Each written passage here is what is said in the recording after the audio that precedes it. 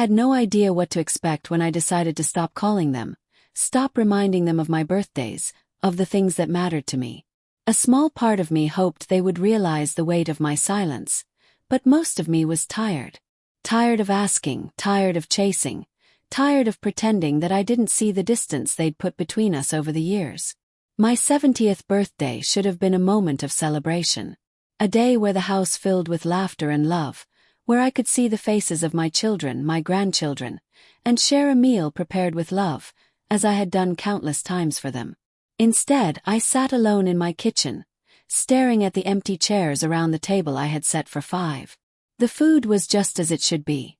Hot, fresh, and familiar. The smell of roasted chicken, mashed potatoes, vegetables, and freshly baked pies filled the air, but it was only me who could enjoy it. The clock ticked relentlessly. 6:30 p.m. The hour when they should have arrived.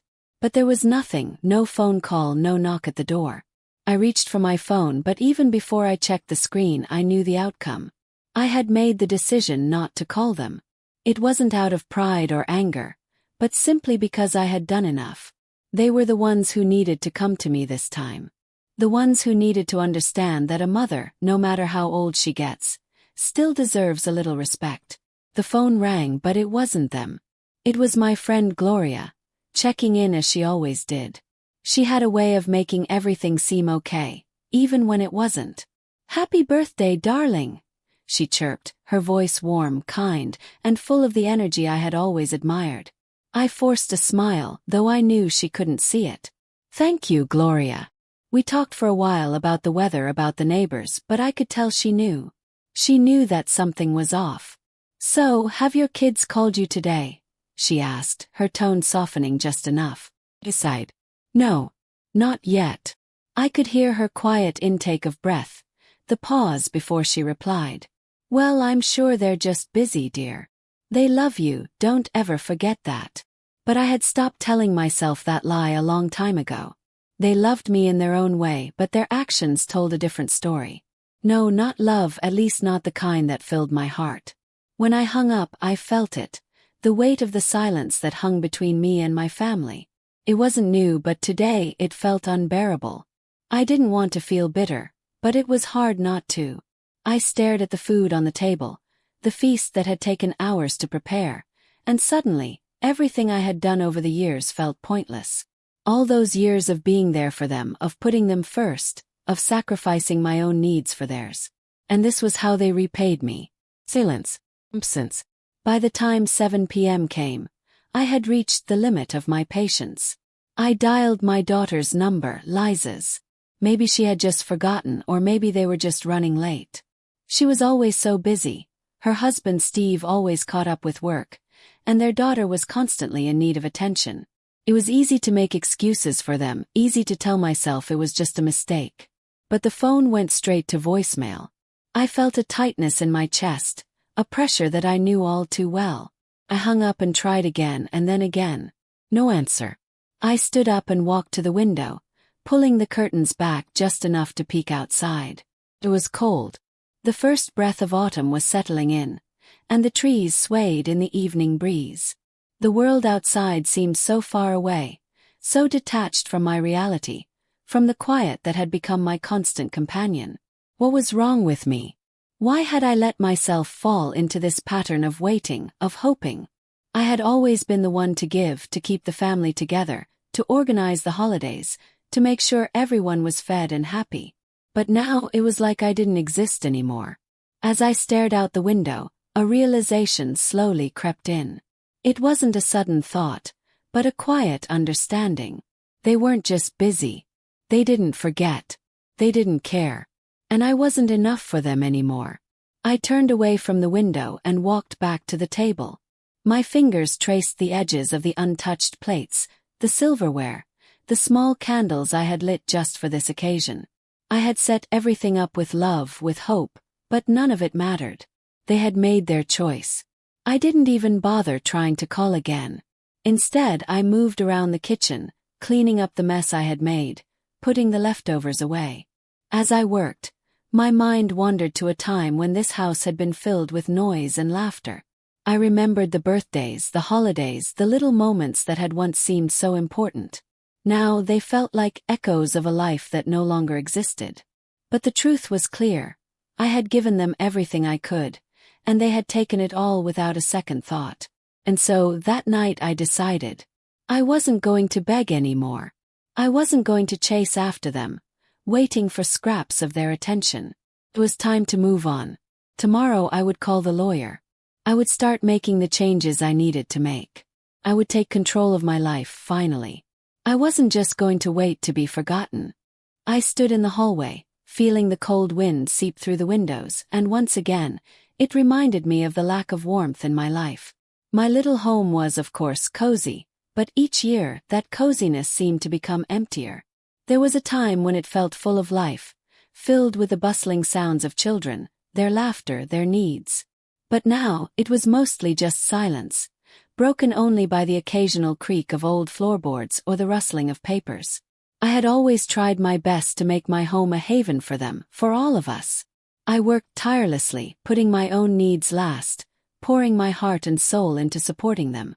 But with every passing year, I saw less and less of the family I had built. They were slipping away. I had given them everything. Financially, emotionally, physically. I was there when they needed advice or a helping hand. When their lives revolved around work, school, and raising their own children, I became the one who supported them.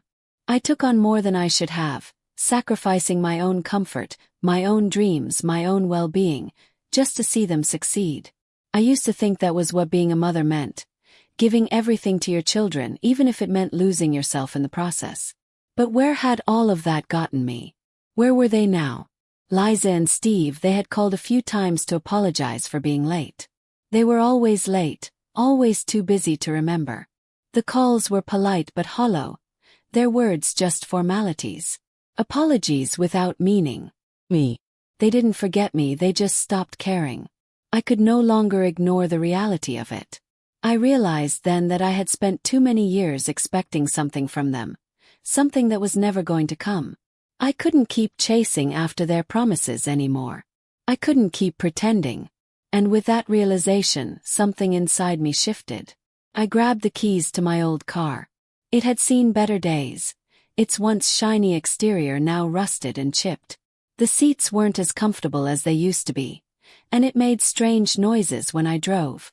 But it was still mine, and for all its imperfections, it represented a piece of freedom. A small token of independence, something that had not been taken from me. I hadn't driven much lately, not since I'd stopped going out to see them, not since I had stopped making excuses for them. But today I was going to take it. I was going to take what was mine, and I wasn't looking back. I drove to the nearest bank, the hum of the engine the only sound accompanying my thoughts. I didn't need much, just enough to regain control. In my hands, I held more than just the balance in my account. I held the key to my life. My last ounce of freedom, my last chance to make a change. No more relying on them. No more waiting for them to decide I was worth their time. No more wondering if I would ever matter to them again. I sat in the bank, staring at the forms before me, the fresh documents that represented my decision. I signed them slowly, deliberately. Every line I signed felt like a weight lifting off my shoulders. I was done. I couldn't let myself be part of their plans any longer. I had spent too many years living for their expectations, their needs. It was time to stop. The consultant, the same one who had spoken with me just minutes ago, looked at me with a touch of surprise, but he didn't know what I had been through. He couldn't know. He didn't know that for years, I had been the one holding everything together, keeping everything running, even as the threads of my own life slowly unraveled. I wasn't a frail old lady who needed to be taken care of. I wasn't someone to be dismissed. I had lived, loved, worked, and sacrificed for my family. I had earned the right to make my own decisions now. As I signed the final papers, I realized I wasn't just reclaiming my finances. I was reclaiming my life, my choices, my dignity. I walked out of the bank, holding the signed documents in my hands. It wasn't just paperwork, it was a declaration. A declaration that I was done being their resource, their bank, their backup plan. I had spent my life helping them, sacrificing my own happiness for theirs, but today that changed. I had signed away their control over me. I had taken back my life, my independence. As I sat in the car, the weight of the documents pressing against my chest, my heart raced. Not with fear, but with anticipation. The road ahead of me stretched out wide, and for the first time in years, I felt like I had a choice in how to walk it. I had lived so long for them, waiting for them to acknowledge me, to see me. But today I was finally seeing myself. I promised myself then that I wouldn't let anyone take advantage of me anymore. Not my children. Not anyone. I wouldn't let myself be used for their convenience. I wouldn't be the one they turned to when they needed something, only to be forgotten the moment they had what they wanted. I wouldn't be the one left behind anymore. I drove home slowly, letting the car take me to a place I hadn't been in years. Home to myself. The house was still the same, but I wasn't. As I sat in my living room, the silence was different now. It wasn't empty, it wasn't oppressive. It was a new beginning. I had no more illusions. No more fantasies about what my children might do, about the love they might show me. I couldn't keep hoping for what they couldn't give. I had to start living for me. And that was what I was going to do. I would take the money I had saved, the few things that were truly mine, and I would begin anew. Without them, without their expectations. I would no longer be the invisible woman in their lives. I would no longer be the one who was there when they needed something, but disappeared when they didn't. I would no longer sacrifice myself for them. It was time to live for me. And I was ready. I stood in front of the mirror in my hallway, looking at the reflection staring back at me. I didn't see an old woman who had been forgotten. I saw a woman who had lived, who had given everything, and who now, for the first time, was ready to take it all back. And that, for me, was the beginning of something new. I returned home with a sense of victory. The weight that I had carried for so long seemed to lift as soon as I stepped through the door. Sitting on my couch, I felt something I hadn't experienced in years. True freedom. It wasn't joy, not exactly. It was something deeper. It was the feeling of release, real and honest, free from double standards, guilt and expectations. I wiped the dust off the shelves and tidied up my small room. But this wasn't just cleaning, it was a process of purging. A cleansing of my mind and soul that had been long overdue. I moved with purpose, as if every sweep of the cloth, every straightened item, was helping me shake off the old layers of myself that I no longer recognized. The house looked the same, but I didn't. The woman who lived here was different now. She had a sense of ownership over her life, something I hadn't had in so many years. There were photographs scattered around my house, relics of the times when we were a family, when we celebrated birthdays and holidays together. I gazed at them, but now they brought me nothing but bitterness. The smiles in those pictures didn't fill me with warmth. They only reminded me of the promises that had long since faded into nothingness. Those were moments of a life I used to live, a life that was now gone. As I sat there lost in thought, my phone rang. It was my older sister, Judy, the one I hadn't spoken to in a long time. She had always been there, a constant in my life, even when I felt like nobody else cared. I sat at the kitchen table and answered, her voice crackling with concern on the other end of the line. I could hear the unease in her tone, that same worry that had always been part of her, even when she had her own problems to deal with. She asked how I was doing, but I couldn't keep up the mask anymore. Judy, I exhaled heavily, my words slow, like each one was too heavy to bear. I can't live like this anymore. You know how they've treated me. For all these years I've done nothing but help, spent every last ounce of my energy on them. But now, I just can't anymore. The silence on the other end of the line was suffocating. I could almost hear her trying to find the right words, her breath catching in her throat. Judy had always been the caretaker, the one who worried, but her words now felt empty. She didn't understand why I was so adamant about breaking away, why I couldn't keep doing what I had done for all those years. Really? You don't want any help? From the kids? She asked, her voice turning anxious. I smiled softly, a smile I hadn't given to anyone in a long time. It wasn't out of bitterness, but rather a quiet, knowing acceptance of the situation. They've already helped me, Judy. They've helped me understand that I have a right to my own life. There was no response from her. No words of comfort, no attempt to persuade me otherwise. It wasn't that she didn't care. It was that she couldn't see things the way I did anymore. We had grown apart in ways that couldn't be mended with a few words. The line went dead, the click of the phone falling back into place almost final. But I didn't feel a sense of loss. There was no sorrow, no regret. My soul felt clean, free from the burden of holding on to things that no longer served me. I looked around the room one last time at the photographs, the clutter, the things that had once felt so important, and I realized I was no longer tied to any of it. These were the remnants of a past life, a life I had lived for others. But that was behind me now. I walked over to my old mailbox, something I hadn't really paid attention to in months. Inside there were letters and bills, things I didn't need to bother with anymore. The first envelope I picked up was a travel brochure, one of those glossy magazines filled with images of far-off places I had never been. I felt a small spark in my chest, a flicker of the hope I had buried so deep within myself. I opened it slowly, the pages unfolding like a promise. A promise that I could still do something for myself. A promise that there was still time for me to live, truly live, and that it didn't have to be defined by anyone else's expectations. The freedom I had longed for, the chance to start over, was now in my grasp. And it wasn't just a distant dream anymore. It was real here and now. I didn't need anyone's approval. I didn't need to ask for permission. I had given enough of myself to others. It was time to give something to me. The next morning I woke up with a feeling of clarity, like I had finally come out of a long, deep sleep. The sun had risen higher than usual, the light filtering through the curtains and casting a warm glow on the room. It wasn't yet hot outside, but there was a sense of promise in the air. I got up and lifted the blinds, glancing out at the garden. All those years I had tended to it for my children. I had kept the flowers blooming and the grass trimmed for their visits, making sure they had something to do when they came around. But today I looked at it with new eyes. It wasn't just theirs anymore. It was mine. I could do whatever I wanted with it now, without worrying about anyone else's needs. It took my time.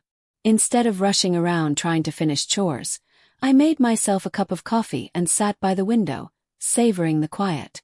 It was a different kind of peace, one that didn't involve anyone else's expectations or demands. For the first time in a long time I was just me. My phone rang again, this time it was James, my nephew. He asked why I hadn't answered his earlier call. I picked up the phone but didn't rush to respond. His voice sounded different now, like he was trying to tread carefully, sensing that I was no longer the same woman who could be easily swayed by his concerns. "Aunt, you can't just throw everything away. I know you want to retire, but you're not leaving us, right?" His voice carried that familiar undertone, the one I had heard so many times from my children when they tried to make me do what they wanted. But today I wasn't swayed. I paused, my gaze lingering on an old wedding photo on the table. The light was different now, casting a soft glow on the frame. I remembered a time when I believed that my life with my husband and children would go on forever. But life changes, and with each passing year new opportunities arise. "No, James," I said calmly. "I'm not leaving you. But I need to do this for myself. I can't keep standing behind others, always thinking about their needs." There was a long silence on the other end of the line. I wasn't sure what he was thinking, but it didn't matter. I had made my decision. I hung up the phone and began gathering the documents from yesterday's trip to the bank. The decision I had made the day before still felt heavy, but today it felt lighter, as if I had finally taken control of my life. I stepped outside, the cool morning air brushing my face as I closed the door behind me. It was the first step into my new life. A life that was no longer defined by the needs of others, but by my own desires and dreams. This was my moment, and nothing, no matter what anyone said, could take that from me. The next morning, I woke with a sense of clarity, as if emerging from a long sleep. The sunlight was already high, though it wasn't yet warm. I sat up, lifted the blinds, and gazed out at the garden. For years I had looked at it, tended to it, made sure it was thriving for the sake of my children. It was their space, a place they could enjoy when they visited. But today I saw it differently. This wasn't just a patch of land. It was part of my life too, and now it belonged to me. For the first time in years, I realized I could do whatever I wanted with it. No one needed to approve. No one was waiting for it to look a certain way.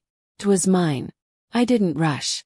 Instead of jumping up to do everything at once, I made myself a cup of coffee, took it to my favorite spot by the window, and settled into the chair. I took a deep breath and started to reflect on the future. For so long I had lived for others, trying to fulfill the roles that were placed upon me. Mother, grandmother, friend. I was always there, ready to help, to support, to sacrifice. But now, for the first time, I felt like I could finally live for myself. As I sipped my coffee, the phone rang again. It was James, my nephew. I knew he'd be calling after the conversation we'd had yesterday, after he had heard about the decision I'd made.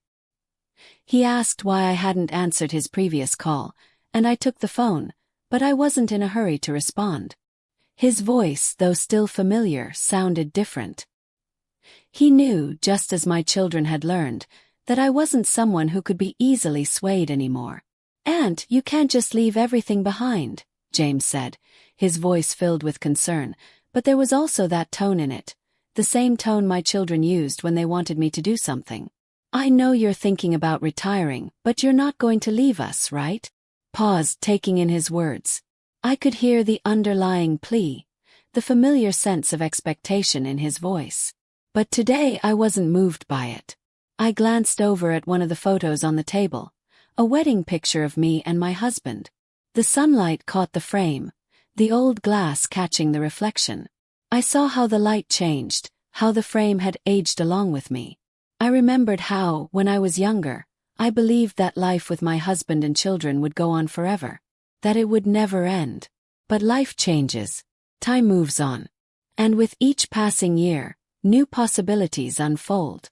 I had waited long enough for the world to offer me those possibilities, but now I was ready to embrace them. "I'm not leaving you, James," I said, my voice steady and calm. "I just need to do this for myself. I can't keep standing behind others, always thinking about their needs."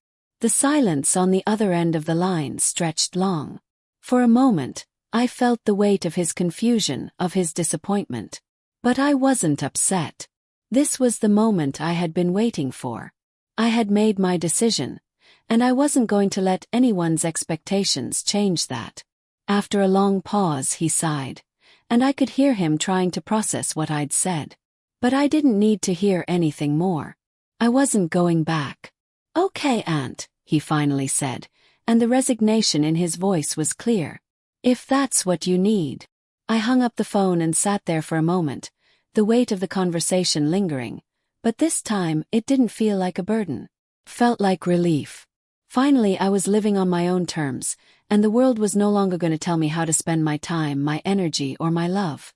I stood up from the chair, looking around at my home, the space I had made with my own hands. The walls that had once echoed with laughter and the clamor of family were now silent, but I didn't feel lonely. Felt free. The decision I had made yesterday was difficult, but today, with each passing minute, it felt more like the right one. I gathered the small bundle of documents I had kept from the bank the day before, the ones that confirmed my decision, the ones that solidified my independence. They were more than just paperwork, they were the key to my future. I was finally in control of my life, and there was no turning back now. As I prepared to leave, I realized how much I had been letting time slip by, thinking I had forever to make changes. But today, I understood that time isn't just hours and minutes. Time is the moments when we choose what to do next, the moments when we decide we are worth more than the roles we've been playing for others. And that moment had come for me.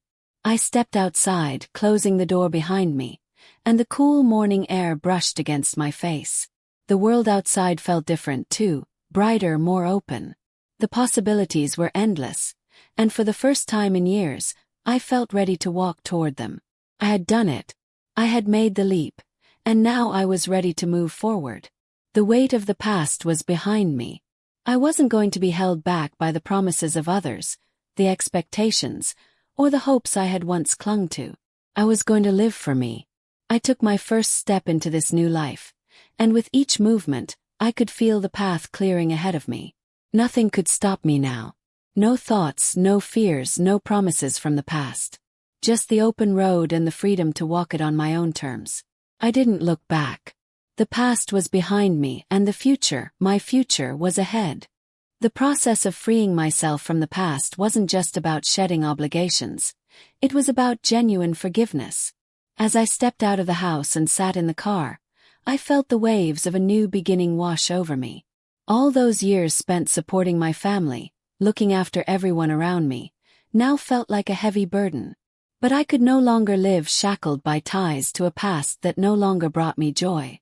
Their voices still echoed in my head, their promises of everything will be okay, and we'll be there soon. I remembered the laughter, the dreams we had together about the future, but with each passing year, those words had become hollow. My decision to let them go wasn't born of anger or revenge. It was an act of liberation, an act of truth.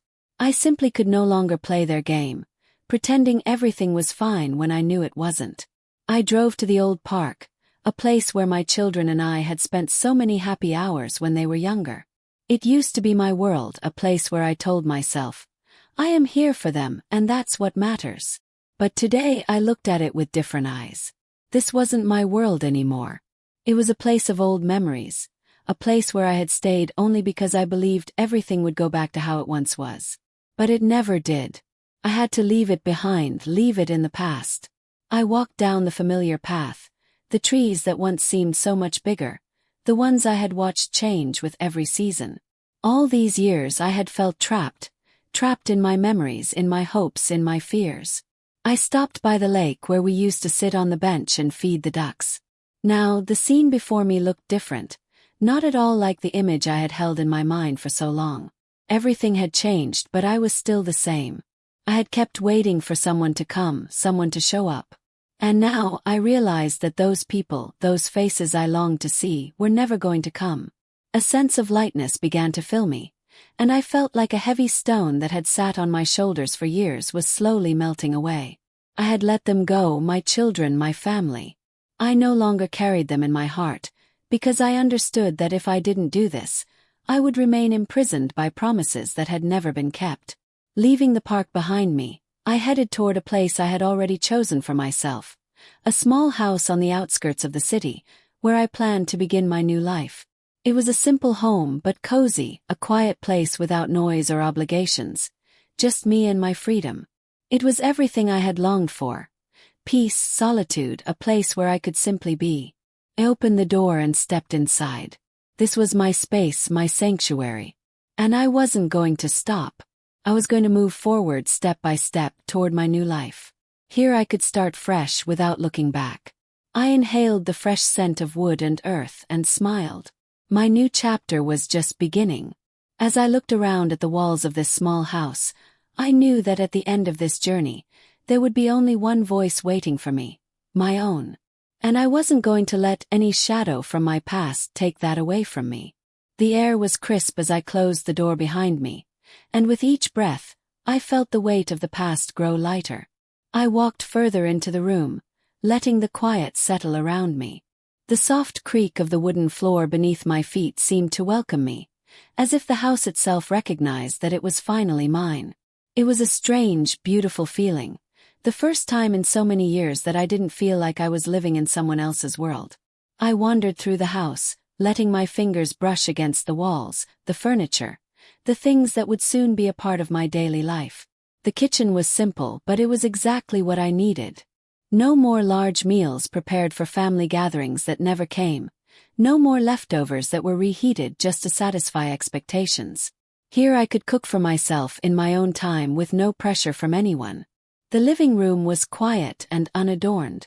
A single armchair sat beside the window, and a small bookcase lined one wall. I imagined spending quiet afternoons here, reading, sipping tea, and simply being. I had always given so much of myself to others, but now it was time to give to me. There was a small garden out back, nothing extravagant, but enough for me to tend to in my own way. I thought about planting flowers, herbs, maybe even a small vegetable patch. For once, I didn't have to plan around anyone else's schedule or needs. I could grow things at my own pace, with no one to hurry me, no one to judge the outcome. For the first time in years, I felt a deep sense of peace wash over me. There was no pressure here, no expectations. No one was waiting for me to give them something, whether it be money, time, or attention. No one needed me to be what they wanted me to be. Could just exist. And that was enough. I went upstairs to the bedroom, where a simple bed with soft, inviting linens awaited me. I sank into it, pulling the blankets around me, and stared at the ceiling. I felt the comfort of the quiet, of the stillness, like I was finally allowed to rest. It was a peace I had never truly known. The world outside continued, just as it always had, but I wasn't part of the noise anymore. I was no longer tangled in the web of expectations, promises, and responsibilities. I had freed myself from them, and it felt like I could finally breathe. As I lay there, my mind wandered back to the conversations with my children, the promises they had made to me over the years. I realized that, in letting them go, I had done something I had never done before. I had forgiven them. I didn't need them to change. I didn't need their apologies or their love to feel whole. I had already given that to myself. For so long, I had been waiting for them to see me, to acknowledge all that I had done, to return the love I had shown them. But now, I understood that my worth wasn't dependent on their recognition. My worth was mine, and I would live the rest of my life knowing that. With that thought, I closed my eyes and drifted off to sleep, knowing that when I woke up, I would be one step closer to becoming the person I was always meant to be. The first few weeks in my new home were strange. I began to adjust to the silence that filled every corner of the space. It was a different kind of silence from the one I used to feel when I sat at the kitchen table, waiting for the children to arrive, only to hear their empty promises of "we'll be there soon" that were never fulfilled. Here in this little house I was alone, but this solitude was mine. It wasn't forced upon me. It was a choice, and surprisingly, I started to find peace in it. I created a small routine for myself. Morning walks through the garden I had planted long ago, reading the old books I had always loved, and taking time for reflection. Sometimes I would sit by the window watching the world outside. People passed by, their lives seemingly continuing while mine had shifted into something new, something I didn't know before. I was no longer a part of other people's plans. I was now a part of my own world. This solitude became a strength. And though sometimes a wave of longing would overcome me, I understood that this was the freedom I had been searching for all my life. No expectations from others, no needs to be fulfilled. I no longer had to listen to the demands of my children or hear their complaints about how they were too busy or couldn't handle it. I was just me, and that in itself was enough. Autumn arrived. I loved this time of year. The trees turning golden, each leaf seeming to carry its own weight and significance. I decided to start something new. Gardening. I had always been drawn to nature, to the earth. It was my place of peace. I bought seeds, a trowel, and each day, I spent time in the garden doing something I had long put off due to obligations. But after a few weeks, I felt a familiar emptiness once again. I opened my mailbox and saw a letter from my son, Tom. He wrote that he hadn't heard from me in a while and that he needed me. The tone of the letter was warm, but I recognized the same underlying interest in my finances and future that I had known all too well. I placed the letter on the table, unopened, and walked into the kitchen. My gaze stopped once again on the old clock hanging on the wall. I could feel it moving slowly, but I was no longer in a rush to follow it, no longer trying to chase after something that didn't bring me joy. For the first time in a long while, I truly paused to reflect. Should I go back to those relationships? That letter brought me back to an old reality, but this time I didn't feel the desire to participate in their plans. They already knew that I was no longer their support, the pillar I had once been. I sat down at the table, and after a long moment of thought, I decided to write a response. I didn't go down the usual path of making promises or offering apologies. I decided to be honest. I wrote without embellishment, without trying to explain every step I'd taken. I simply wrote what I felt. Tom, I've made a decision. I want to be happy. I want to live my own life. Maybe you won't understand, but I am going to do what I want now. I can no longer be your support if I don't feel strong myself. It's not about you, it's about me. I am letting you and your world go. But remember, I still love you. This was the first honest reply I had given, not just to him but to myself. An answer to the question of whether I was ready to let go of my children, my family, let go of old habits and memories. And in this answer, I realized that I was no longer afraid of being alone because now that solitude had become my strength. I sent the letter, then sat back down in my favorite chair by the window, staring out at the horizon. I was free. Free in my decisions. And though my heart ached slightly from the distance, I understood that this was my new path. The days that followed were filled with a quiet sense of relief. The letter had been sent, and the decision was made. I didn't need their validation anymore. I had let go, and with each passing day, I felt the weight of their expectations lifting. In the mornings, I tended to my garden, watching the flowers and plants I had nurtured slowly come to life. It was a reflection of my own growth, of the care I was finally giving to myself. I no longer had to place others first. My needs mattered too. The house was still small and sometimes it felt lonely. But the kind of loneliness I felt now was different. It wasn't the empty, crushing kind that came from waiting for someone who never showed up. This loneliness was quiet, peaceful, a space I had carved out for myself. Place where I could truly reflect, breathe, and move at my own pace. I spent afternoons on the porch, watching the leaves fall, listening to the wind rustle through the trees. I had all the time in the world now. I wasn't bound by the schedules of others, by their demands. The world outside still moved at its fast pace, but I had finally found the courage to slow down. And while I had no illusions of the future, I knew I was no longer a part of the past.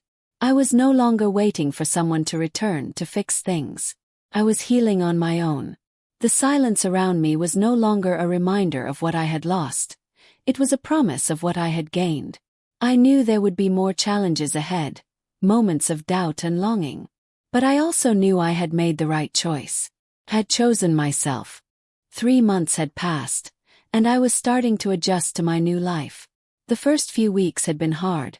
There were many moments when I felt completely alone, when the emptiness in the house became almost unbearable. But eventually I learned how to be in that solitude. I learned how to find joy in the little things, the smell of fresh earth after a rain, the rustling of leaves underfoot, the warmth of a cup of tea in my hands. This was the freedom I had never known before, and I no longer regretted it. My children rarely called. Tom, as always, still sent occasional letters, but their content seemed more like formal communications than genuine care. Liza tried several times to record videos, saying she missed me so much, but each time it felt like those words were spoken out of duty rather than heartfelt emotion. I kept those videos, but there was no emotional response from me. I wasn't the one who waited by the phone anymore, waiting for their calls and messages. It had become foreign to me, and I had even started to enjoy the silence that filled my life. But the most important realization was this. I had finally become independent. I no longer relied on anyone's approval or attention. This was my life, my decisions, and I was ready to move forward. One day, while walking through an old forest, I came across a familiar stone where I used to sit with the children when they were small. It was a place where we would talk about everything under the sun, where they would ask about my life. I remembered those times fondly, but at the same time, I felt that it was no longer my world.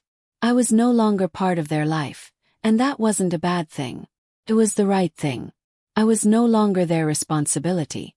Now, I knew that my place was here, in this new home, surrounded by the sounds of nature and simplicity. I realized that letting go of the past hadn't been about anger or resentment. I did it to give myself a chance at something new, something real. And I was no longer afraid to leave it all behind. I had simply decided that my place was here, where no one could dictate my terms. I stopped wasting my energy trying to prove to anyone that I could be useful. I was already useful to myself. I began doing the things I had always wanted to do. Spending more time outdoors, learning to paint, and even enrolling in photography classes. With each passing day, I felt more and more that my life was acquiring real meaning. I was no longer just a part of someone else's plans. I was creating my own plan, one that had no room for regret or uncertainty. It was a step toward my ultimate healing. I closed my eyes and felt how life had become mine again. There was no room in my heart for holding on to grudges or dissatisfaction. I was no longer afraid to look toward the future. This entire story was about finding my path, even if it meant letting go of all the ties that once held me. This was a story about freedom. I remembered the days when I used to give everything to my family. My time, my energy, my love. I had poured all of it into their lives, hoping that one day it would be returned, that one day they would see the sacrifice I made. But now that sacrifice had turned into something else. I wasn't giving for them anymore. I was giving to myself. And that was the greatest gift I could give. My life, in many ways, felt like it was just beginning.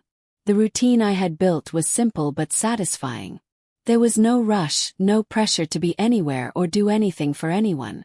I spent my mornings in the garden, feeling the earth between my fingers, watching the plants I had nurtured grow and bloom. The act of tending to something, caring for it, watching it change and evolve, reminded me of the care I now needed to give myself. In the evenings, I would sit with a book in one hand and a cup of tea in the other, watching the sun set. The house, once filled with the sounds of my children's laughter and their demands, was now silent, but that silence no longer felt oppressive. It felt peaceful, like a soft blanket wrapped around me, keeping me warm. I began to realize that the life I had left behind wasn't something to mourn. I had loved those years, loved being there for my family, loved the moments of togetherness. But I also understood that those moments had passed. The love was still there, but the reality of my role in their lives had changed. I had spent so many years holding on to that idea of what family was supposed to look like. Now I was learning that family wasn't just about being there for others, it was about being there for yourself too. When I looked in the mirror now, I didn't see the woman who had spent her life pleasing others. I saw a woman who had learned to stand tall on her own, to find her own strength. I had done the hard work, the work of letting go. And in doing so, I had created space for myself, for my own needs and desires. It wasn't easy, and it hadn't been quick, but it was worth it. I didn't know what the future would bring, and for the first time I wasn't afraid. I had no idea where this path would lead, but I was no longer scared of walking it alone. The world had changed, and I had changed with it. This was my journey now, and I was finally ready to walk it with my head held high. Sometimes when I sat by the window and watched the world go by, I thought about my children, about what they were doing, about whether they missed me. But then I would smile to myself, knowing that I had made the right choice. I had found peace in the quiet, in the solitude, in the freedom to be myself. And that was enough.